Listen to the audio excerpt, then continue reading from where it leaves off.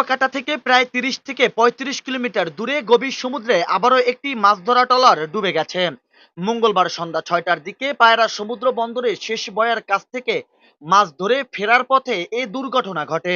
ট্রলারটিতে ১৭ জন জেলে ছিল।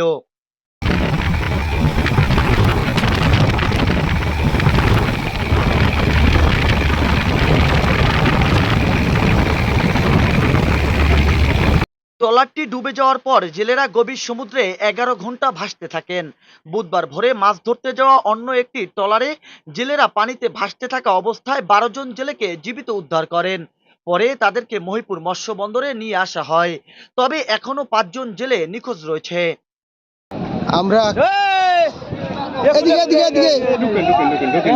এদিকে আমরা কালকে রাত্র থেকে যেই মানুষগুলা খোঁজাখুঁজি আপনারা তো জানেন, আমি নিউজেও দিছি কয়েকটা।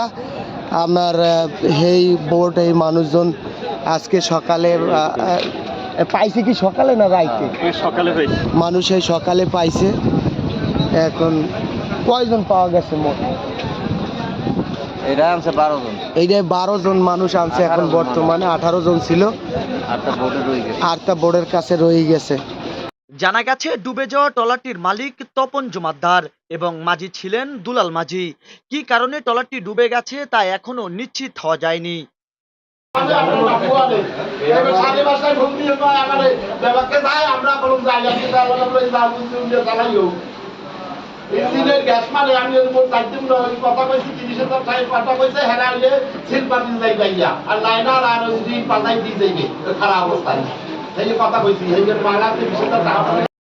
নিখোঁজ ৫ জেলেকে উদ্ধারে স্থানীয় জেলেরা ও মাছ ধরা ট্রলারগুলো ঘটনাস্থল ও আশেপাশের এলাকায় অনুসন্ধান চালাচ্ছে।